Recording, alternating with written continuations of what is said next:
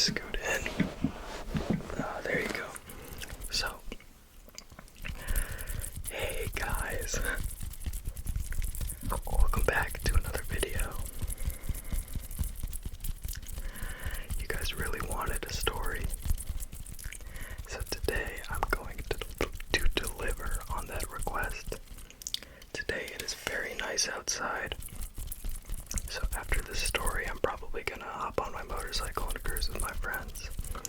And also, I don't know if you guys can see, but this eye is sort of black. I got nailed in the eye when I was boxing somebody like 2 days ago, and it keeps getting worse, so, you know, but I can't complain. Nope, wrong way, sorry. I can't complain. I chose to do it. It was a fun fight. I won, but I definitely got hurt. So if you're gonna box, be safe about it, please.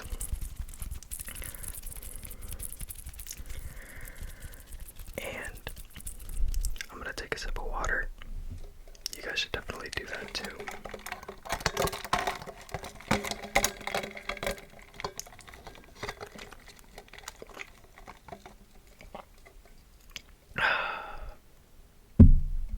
Nice.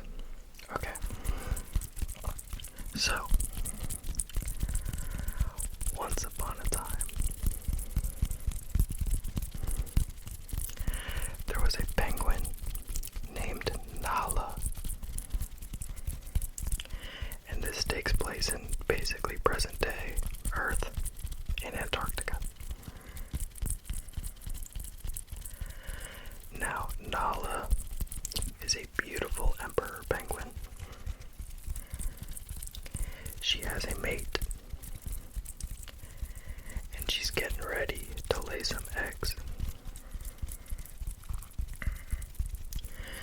But she's nervous about laying these eggs because penguins, if they drop the egg on the ice in Antarctica for 30 seconds or more, hold on. Oh no. Sorry, I thought I felt a sneeze coming. Sorry. If they drop the egg and it chills on the ice for about 30 seconds, the egg is no longer alive. And she knows this. So she's having all the preparations in order to make sure that her egg lives. So her mate comes back after a long journey to the sea in order to get food. And she thinks, okay, now is the perfect time to lay my egg. So she goes through the labor process. And when the egg comes out, she's very careful about her foot placement so as to not harm the egg. And she does so successfully. I'm gonna grab my, wait.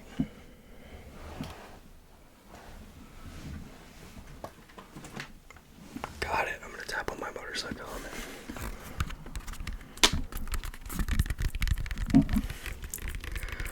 So Nala,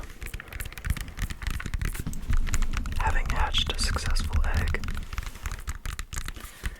is now excited to incubate this egg to maturity.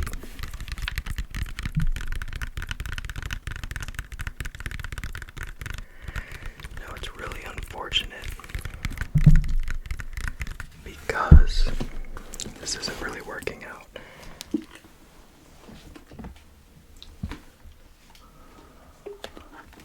I know I had a UFC glove though. I'll just go all reliable and tap on a card, I guess. But it's very unfortunate because Nala gets tragic news. Her mate on the expedition to get food again has tragically been eaten by a sea lion. And Nala is obviously heartbroken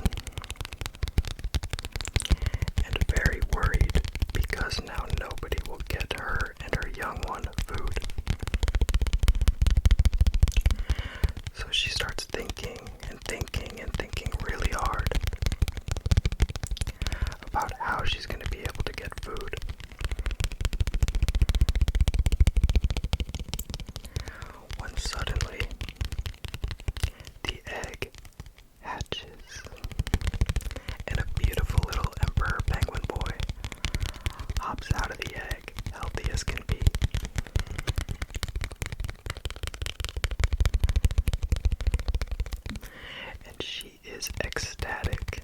This is a beautiful little emperor penguin. I'm gonna give him a name. His name is Leon. Now Nala and Leon have a very hard life right now. Leon is too young to provide food, and Nala has to incubate Leon for a little bit in order to keep him alive and safe from the cold. Until Leon makes a friend. And Leon's friend has a whole group that's willing to keep him warm. So Nala takes this opportunity to go get food herself. So she begins the beginning of the 6-month journey that is when penguins get fish. They live really tragic lives, guys. It's terrible.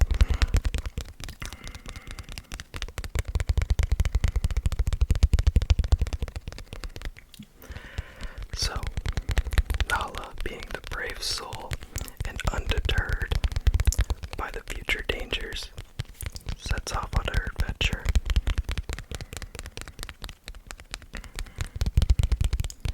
And she begins to walk, and she walks, and she walks, and she walks, and she walks for days on end. More waddle if you've seen a penguin walk.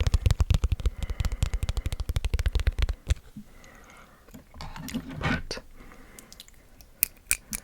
regardless of how she feels or how tired she gets, she knows that it's solely up to her to provide for her and her child.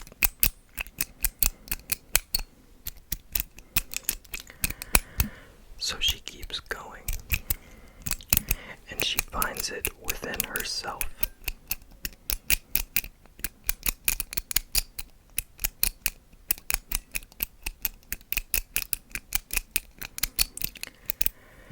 Now, as she's walking,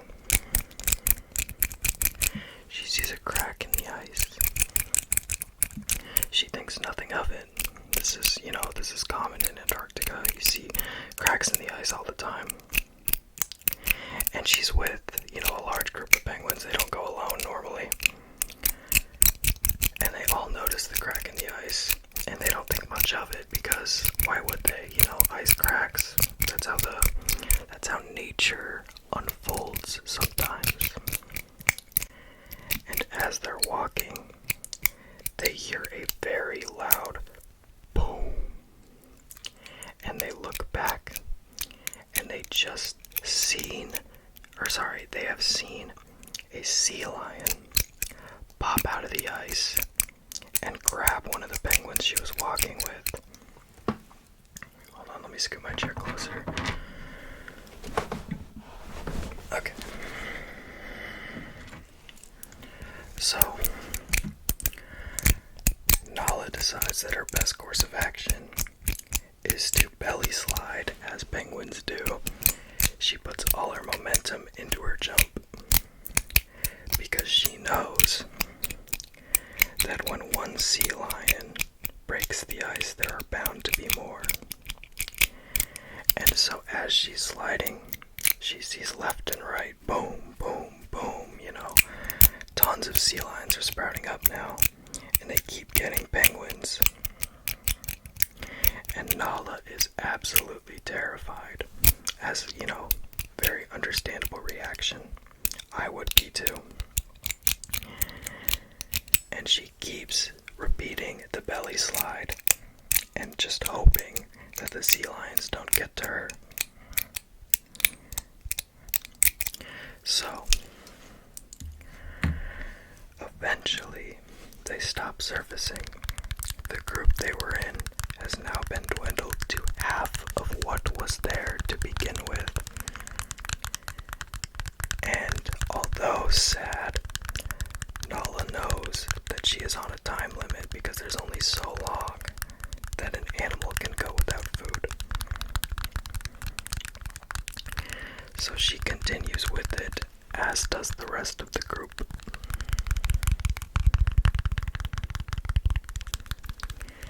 And she keeps walking, and she keeps walking, and she keeps walking until eventually she makes it to the ocean. The open ocean where there's so much fish that she has no idea what to do.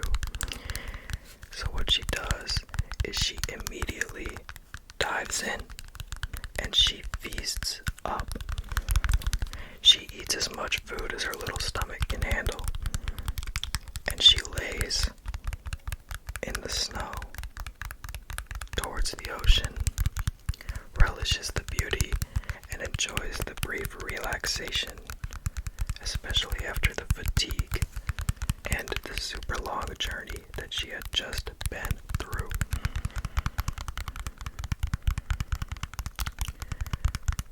So, after she's rested up, she dives back in and grabs as much food as she can. Fish, obviously. She goes back for a few trips just to carry in as much as penguinly possible so as to lengthen the time before she has to make this journey again. And hopefully, if she does it right, her son will be able to do it this time. And meanwhile, Leon is just chilling. Like, he's got no worries. He's with his friends. They're all huddled up. He's all good.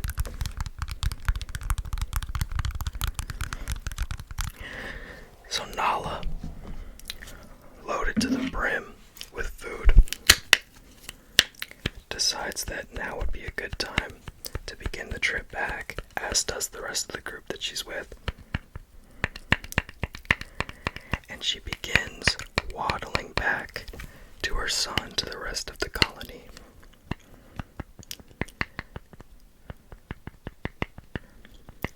So,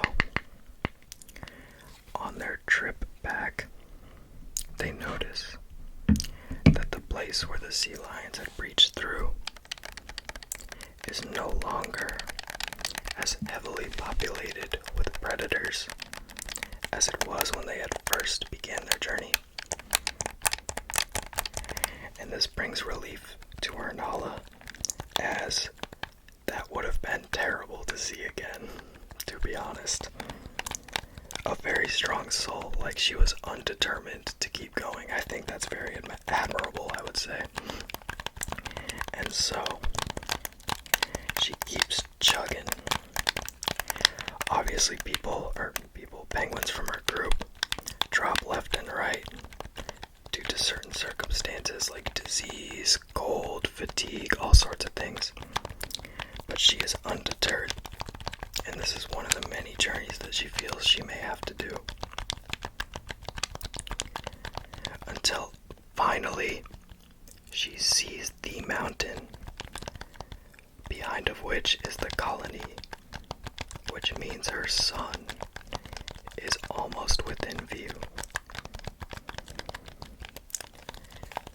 Now she gets to the colony,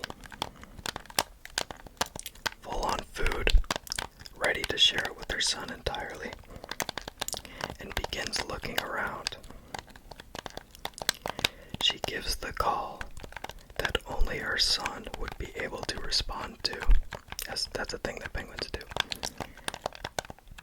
And nothing happens. Nobody comes up to her. She gives the call again. And once again, there is no call. And anxiousness and fear and sadness begin to creep in her mind, as nobody is responding to the call she has repeatedly given out.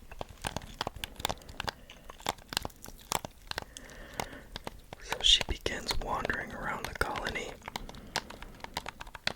continuing to give the call for hours and hours and hours on end, until finally she gives the call and she hears one back to her. Leon is okay, guys, don't worry. She walks up to him, gives him the little penguin version of a scolding, like, dude, why are you being so quiet? I'm calling for you, we have food now. And he was was taking a nap, guys. That's why he didn't respond. He was all sleepy. And he begins to eat up all the food that his mom had brought home. And he had grown a very considerable amount because the journey that had taken her, it was about a year-ish. That's how long it takes, penguins to get down to the sea and come back to the colony, so. And since he is, very mature now, like almost full grown, it is now his turn to step up to the plate. But for the first journey, she will accompany him and they will go together. So they begin to make preparations for the journey to set up the future of their lives.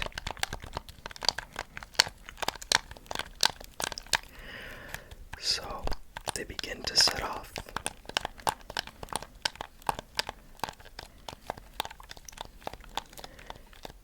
And obviously with a group. Now this time as they're walking, there are no sea lions to mess with them. So everything is going very smoothly. And they're very excited to get to this food. Now again, it takes about 6 months just to get there, so obviously they're tired and hungry.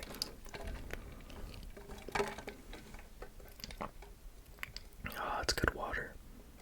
So they're tired and hungry, obviously. But she needs to instill within him the same determination that had overtaken her within the first journey. And he needs a little bit of that because, he's a young penguin. He needs to learn these things. Now, as they get to the sea after their long journey, they notice a big metallic object, something they've never seen before. And they see two-legged, two-armed creatures walking around and stealing penguins. And immediately they are terrified. They have absolutely no idea what's going on. Until she sees one sneak up on Leon, grab him up, and carry him back to the boat. And she's terrified. She begins to chase after him. And she is very fatigued, so she ends up passing out. Falls right on the ice, complete faint. She just has no food in her, man. It's a hard life. Now she wakes up in a very dark environment. Very dark, so dark that she never experienced it before in her life. And she looks around and she sees hundreds of other little penguins. And she spots Leon. And he's okay. She waddles over to him, wakes him up, and they comfort each other in the uncertainty of what is to come. Rightfully so. I would also be terrified in the situation. Now, after a while of being pitch black, Nala and Leon obviously fall asleep. They haven't had anything to eat. They're very tired. They took that long journey. They didn't even get to enjoy the spoils of their fight, their long, hard fight. So, they fall asleep. And they're awakened in an uncertain amount of time later to a square light that seemed to open up from the top and showed the sun. And the same creatures that had stolen them began coming down and taking them up one by one. And obviously, they're still terrified, which is completely valid. Now, Nala is driven by a very strong desire to protect her son and herself, but mainly her son. So as she sees the humans try and grab her son. She tries to fight back, but she ends up getting grabbed instead.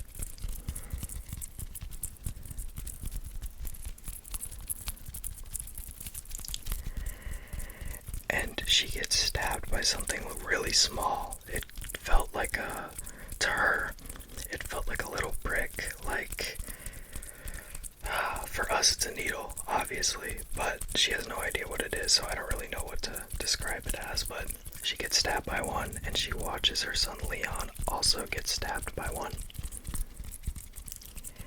And whatever they put in her blood immediately made her fall asleep.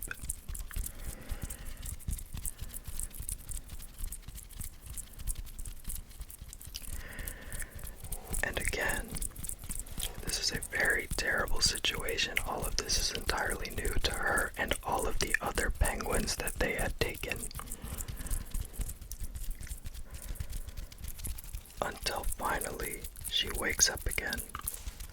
Panicked, confused, hungry, and terrified. And when she wakes up, she looks around. She sees a massive, icy paradise, complete with a pond with a bunch of fish in it, the sun shining overhead, and a bunch of fences, completely surrounded by those same creatures that had taken her. And she sees Leon. So she walks up to him, wakes him up, and they go grab something to eat from that little pond.